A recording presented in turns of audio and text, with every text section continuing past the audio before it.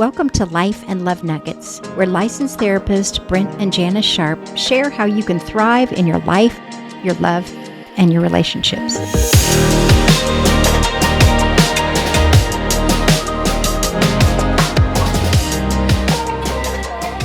Hello, friends. Welcome back to Life and Love Nuggets. Here we are again. We're continuing in this series on love, lies, and betrayal. We've been really mainly focusing on what happens in a marriage, in an affair, when there's something, the most significant betrayal that we think that people can experience. And we've kind of wrapped that one up, but we kind of think, there's other ways that people are betrayed. So it's not just in that relationship. And sometimes the betrayal isn't at that level, but it still feels like betrayal. It still hurts. It still hurts. And so it may be a business partner that has concealed some information from you, or a friend who told someone something about you that was private, that they broke a confidence. Or you worked on a project with a friend and you did most all of it and they took all the credit for it. Or a neighbor borrowed a tool or a lawnmower or something and they broke it and they just returned it that way. And you're like, what the heck? And so those are all kinds of like betrayals. It could also be a family member. Maybe they did something behind your back that hurt you. I've worked with a couple of different families over the years where the parents took out student loans in their kids' name. Oh, my goodness. And used them for themselves. And probably illegal. Yeah.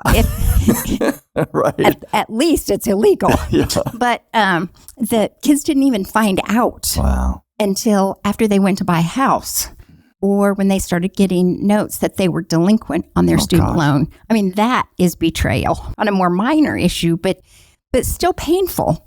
Is little things that can happen between friends. Like you tell a friend about the perfect couch that you've picked out for your house and you're saving up money because you can't wait to get that. And then your friend goes and buys it ahead of you for her house. That hurts. Little, but it hurts. Or maybe you planned your dream trip for your next anniversary and you're so excited about it. And she and her husband, or he and his wife, go ahead and take the trip ahead of you. That was the exact trip you planned. Those may feel petty, but they hurt. And they do feel like a form of betrayal.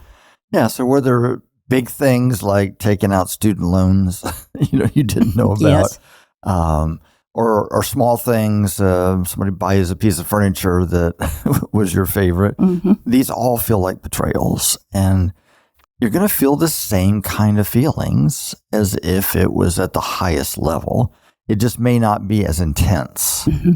And so we have to still deal with those feelings. And so what do we do when we've been betrayed? How do we even recognize, okay, what level is this? What do I do with this? Am I over-responding, overreacting to something? Or is this an appropriate response? Sometimes it gets a little bit confusing because other people might go, oh, that's not that big a deal. And yet, it stings. Mm-hmm. It still feels that way. So we're going to talk about just a few practical things. Some of these are similar to what we dealt with an affair even, Mm-hmm. but just ways to let ourselves feel the feeling, move those feelings through us, and then determine what do we do with that? What does that actually mean in this relationship? Well, I think one of the first steps is that we journal. And I know we say that over and over again, but this is a rush of feelings. And like you said, if it's something little, it's like, am I making a big deal about this? If we can write all the things that we're feeling, so many things bubble up when we start writing. But if we can write the things that we're feeling, it can help us not only reduce some of the emotion with it, but it really helps us clarify what is the issue here. And sometimes it'll help you look at good or bad in that friendship to see, what are the characteristics of this friendship? And is this one that's good and healthy for me? Yeah. So it helps us kind of identify the intensity of it and kind of get it through us so we don't react too quickly, which I think is probably a thing to consider is just don't react too fast. And journaling is one of those things that helps with that. Certainly, we've also talked about safe people in our life. These are people that we can cuss and fuss with, and we can just kind of rant and rave, and they're mature enough that they don't get a bad attitude towards the person. They recognize stuff happens in people's lives, but they also don't try to fix you.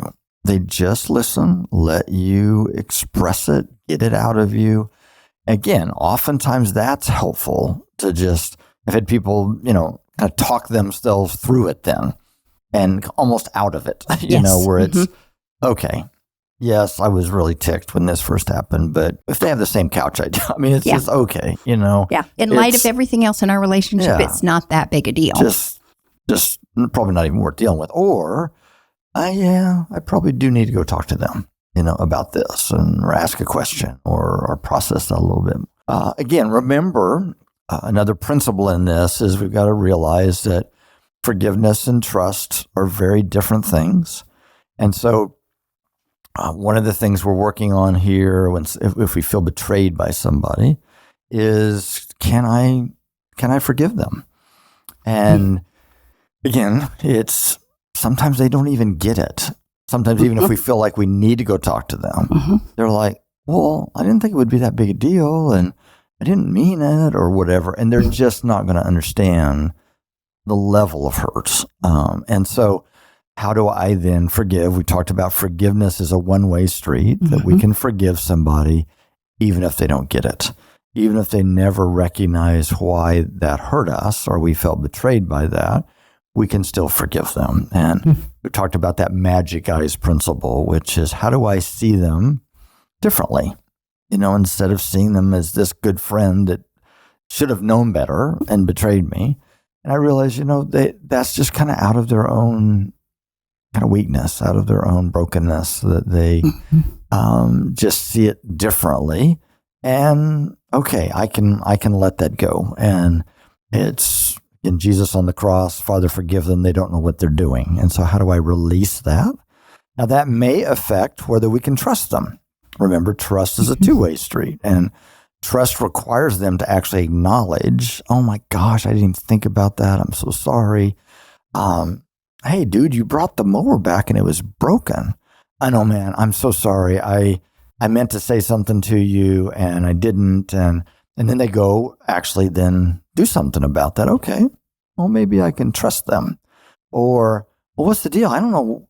It wasn't broken when I was done with it, I don't know what happened, It's like, those are two different responses. Okay. One is, I don't think I can trust that guy. Another is, okay, they recognize it, they apologize, they're working to actually earn back that trust. And all of those are factors in these matters. Is what do we then do with betrayals at these different levels? Is this something I can just forgive and move on?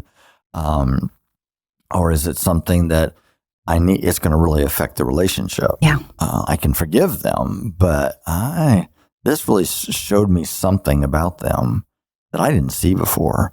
I don't feel safe with them now. And so trust is not really then earned. And so all of those are factors. And we're just suggesting we've got to realize these are real. These are real feelings.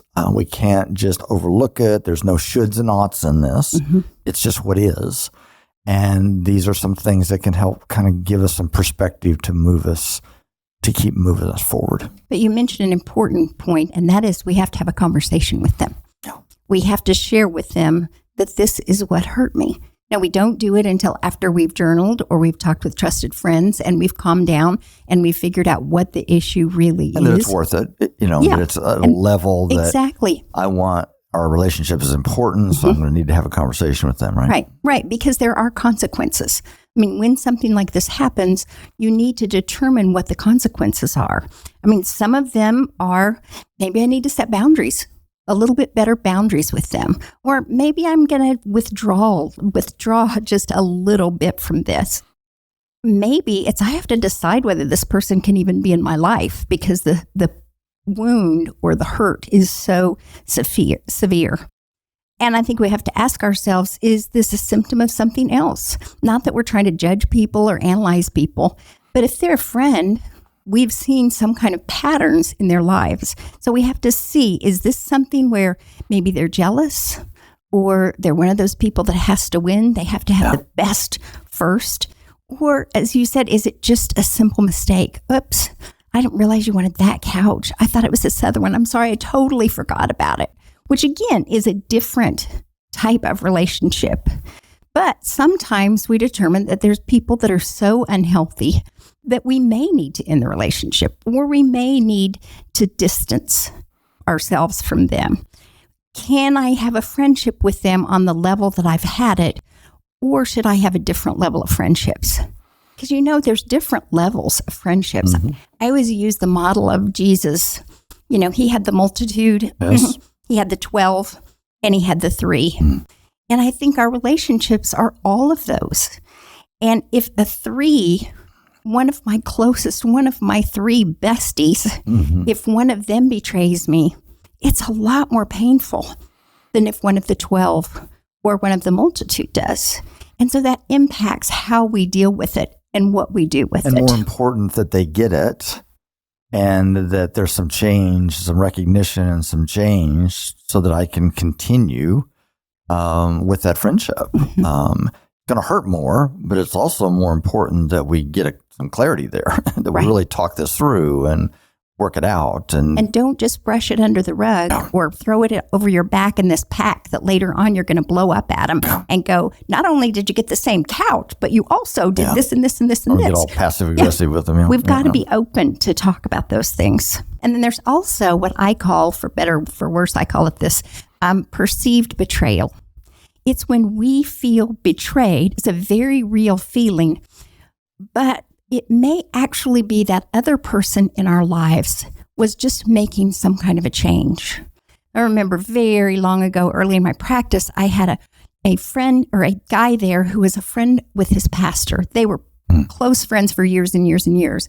The pastor decided that they should move the church away from hymns and to more contemporary praise songs. And this guy thought that was wrong and bad and that God would never lead them in that direction. And he felt betrayed. He felt like he had to cut off the church, but he probably had to cut off his friend too, because he felt betrayed. He didn't understand. He had to work on understanding that his pastor friend had a right to make changes in the church, that he'd heard him, he'd listened to everything he had to say, but what he felt the Lord was calling him to do, what other people were encouraging him to do, is to move in that direction. So sometimes it's because people make changes that we're not happy with. Yeah, it certainly can happen with family members, real close friends that have just made some life choices. Mm-hmm. So we're real close with somebody and all of a sudden now they're in a new romantic relationship and they're just like totally, in that. Have no time for us, and feel disconnected from them. All of a sudden, they just don't seem to need us, which is true. But we're back there doing what Spencer, our son, used to do when he was a toddler in the car seat, and I'd get the other kids out, and he'd go, "About me, about me." They're going to feel left out, hurt, betrayed, but the reality is it's not against you. This choice is not against you. They're just moving to a different stage of their life. We've seen that with couples that start having children, and they have new babies, and they're the first couple in the friend group, that has a baby, and all of a sudden they cannot stay out as late anymore. They just don't have the time anymore. They have to get the baby to bed. Well, and they want to spend time with the baby now, and we just can't leave it all the time. Mm-hmm. And so the group feels betrayed in some ways by that. And again, we just need to realize that these are perceived betrayals. Going to feel the feeling, but that's why talking about it, journaling it, getting it out, letting yourself feel it. Because again, if you just brush it away and don't even acknowledge it, as you said, it can kind of come out sideways later, and which isn't very healthy. And so there's some family systems where this is what the family does. we always do this. We meet here for this holiday. We do this. And all of a sudden, some of the kids, their life's changing and they have other priorities. And they, they want to do some stuff just with their kids, instead of all the big family. And have grown-ups our age, that come in talking about, my kids are doing this different and they don't want to be with us as much, and trying to get us to fix them, and we're like, this is just life changes. And yes, there's some grief. It might feel like betrayal, but they're not doing this against you necessarily. Some of them is like, we need to look at what we're doing. We're still trying to parent them. That's another topic. They're 35 and we're still trying to parent them. That's right. That's going to be a problem. That doesn't go well. Yes. And so again, just recognizing people have made life changes. They're making adjustments in their life, and that's going to be under that kind of perceived betrayal. Yes. For many people, change in general can feel like betrayal or rejection or abandonment. In the case of parents of adult kids, it may feel like abandonment. But when we grow, when we mature, when we move to another stage of life, we have to make changes. We talked about that in our Change podcast. And oftentimes that requires us to set boundaries. And there are some people that really don't like boundaries. Have you noticed that? Those awful things called boundaries. Yes. When we did our first podcast on, so you're going to be with family for the holidays. Right. We talked about setting boundaries with family, especially if you're in a different life stage, just as you said. So another thing that I've seen fairly commonly, not all the time, but several over the years, are families that are diehard OU or OSU football fans. We're in Oklahoma here. Yeah. Yes. Where the wind comes sweeping down the flank. And Grandpa has always had season tickets, and probably his father before him had season tickets. And they expect everyone in the family to be there for every game, unless you're in the hospital or something else drastic. Right. But that becomes a problem. I'm paying for it. Why wouldn't they want to come, right? This is our family time together. Right. We always do this. And for many of them, it's like, and we tailgate all day long. Right. So it's our entire day. But then the adult kids have a baby and it's 30 degrees out and they don't want to have their newborn sitting in the stands. Right. And it causes a lot of problems, even if they're covered with everything and they've come up with all kinds of little heater things that can be there. Right. And generally the mom doesn't want to do that either. Right. So they have to set boundaries. What's hard is Grandpa has either clearly or very subtly stated, often it's clearly, this is part of being in our family. Yeah. And to change how we do things is to betray who we are. But healthy people, healthy families allow people to change and accept that relationships have to adapt to the life and to the life stages that we're in. So we probably feel some sense of betrayal in our lives. No matter what, we'll probably have something. Absolutely. Somebody who has betrayed us. We're humans living with humans. We are. Yes. Yeah. And we'll probably betray people. Yeah. But before we react, we have to stop. We have to think. We have to journal. We have to talk to a safe person about what's going on. We may talk to that person if it's something that we need to deal with.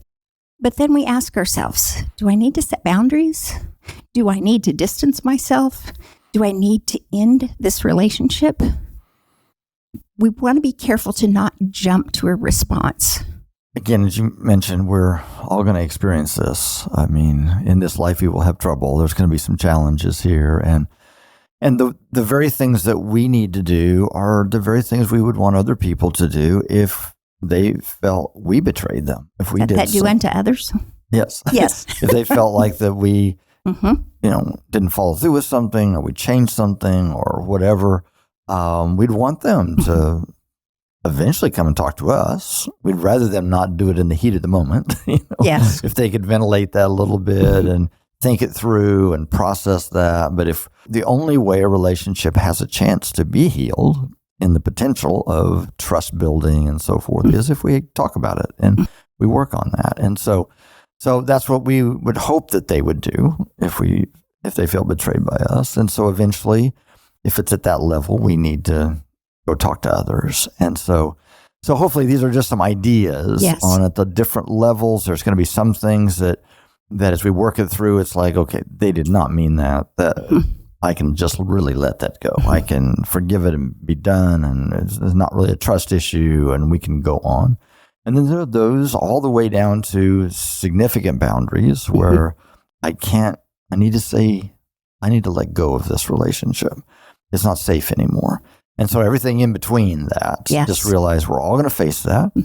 And there are different levels of healing. Again, because this has to do with other people and that we can't control, there's going to be levels of restoration and how it kind of moves forward. We simply want to do our part. And I also encourage people, if a person feels betrayed by you, then it's important that you be empathetic to that and be prepared to listen to what they have to say in a very empathetic, understanding way. And when we have to set boundaries, especially with parents, but with anyone, it's also important that we communicate to them and say, I love you. I love being with you, Grandpa. But we need to set some boundaries that are good for our lives. We just can't do this in our life. We can't do this. Yeah, the old, what is it? Good neighbors have good fences? Yes. It's okay to have boundaries.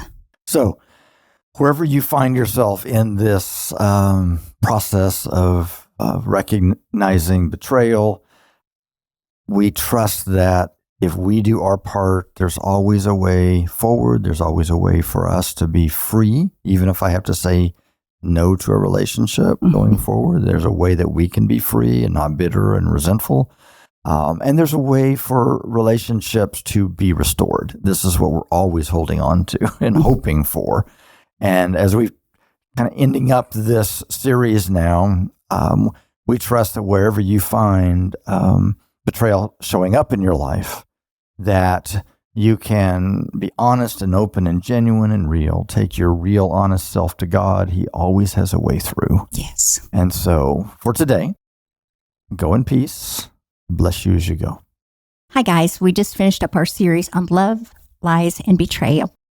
So next time we're going to go to a happier note, and we're going to be talking about how to increase our joy or a sense of happiness in life.